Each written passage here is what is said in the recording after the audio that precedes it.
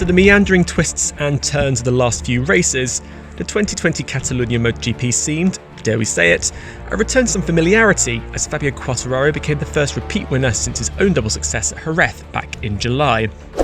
Even Andrea Dovizioso had some history repeating, albeit taken out on the opening lap for the second year in succession. With the overall standings now finally demonstrating some order, who came away from the Catalunya MotoGP smiling and who is making a hasty exit? It was confirmed back in January that Valentino Rossi would be on his way out of the works Yamaha team.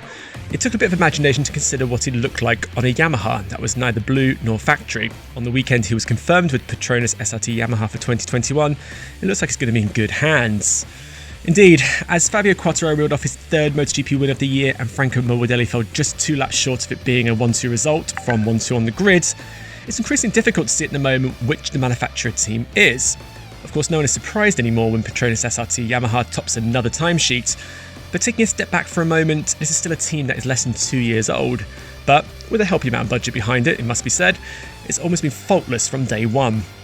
While the riders get their share of the limelight, it's a huge credit to Razlan Razali, a passionate figure the sport needs more of, Johan Stigefeld and Wilco Zeelenberg, among others, who have destroyed the notion of a satellite team and made other manufacturers step up to the extent we have almost an entire grid of potential race winners.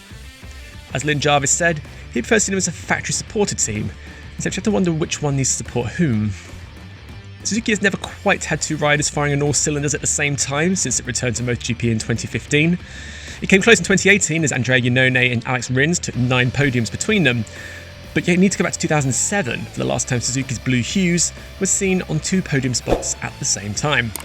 That minor but telling duck was broken in Barcelona as Joan Mir and Alex Rins came good in tandem to finish 2nd and 3rd. It was a familiar tale for the pair, starting in a modest grid position, drifting off the pace leader at the start before reeling them in to pounce as they weakened on the final laps. It was executed perfectly. Indeed, if Suzuki looks frustratingly slow early on, no other bike can come even close to the pace it has in the final laps at the moment. A podium for Mir, his 4th in 5 races now, is now becoming anticipated, but a return to the rostrum for Alex Rins, who don't forget began the year as the intended title contender, is a welcome bounce back to form. It means 13 of the 24 time riders have stepped on the rostrum in only 8 races this year. If there are awards handed out for the resilience of riders in MotoGP, Cal Crutchlow will be as dominant as Marc Marquez. If there are awards handed out for the resilience of riders in MotoGP, Cal Crutchlow will be as dominant as Marc Marquez. Indeed, it's anyone who has any teeth left, the amount of times have to grip them to carry on. Coming into the weekend, you almost couldn't make up the latest incident to befall him, slipping just after he'd taken his COVID-19 test and spraining his ankle. Having literally just been given the green light to race from his arm injury, that's some great slapstick comedy right there, except it actually happened. Still, while Crutchlow isn't short of a few words about anything, the Brit has remained stoic and upbeat about the various injuries that have over the years left him battered and very bruised. His run's 10th in Catalunya isn't going to grab any headlines, but it is the first meaningful points on the board this year, so credit to Cal for cracking on. Andrea Dovizioso's Catalunya MotoGP was a disaster, even before the race lasted no more than 200 metres when he was, for the second year in succession, wiped out on the opening lap through no fault of his own. After all the infighting and politics that have led to Dovizioso's split with Ducati right in the midst of his title battle, this is possibly the most Ducati thing could happen, as Danilo Petrucci first wobbled, spooked Johan Zarco behind him, who then slid into the path of a hapless Dovizioso. A year after Jorge Lorenzo's convincing and destructive impression of a bowling ball dashed his title aspirations, this incident, though blameless this time, will be probably felt a lot harder. Indeed, having seen a 1-point lead transformed into a 24-point deficit to Quartararo, with Dovizioso fearing Ducati had been on borrowed time anyway, as his consistency disguises a lack of outright performance from the bike, he won't be able to rely on this going forward now. As such, he will need to win from the front, and based on this weekend, the bike looks nowhere near capable of that in his hands. Any other year, Dovi, any other year.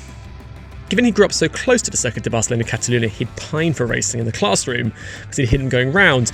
Paul Espargaro has never quite shone on soil that could barely be any more home than if he was actually born on it.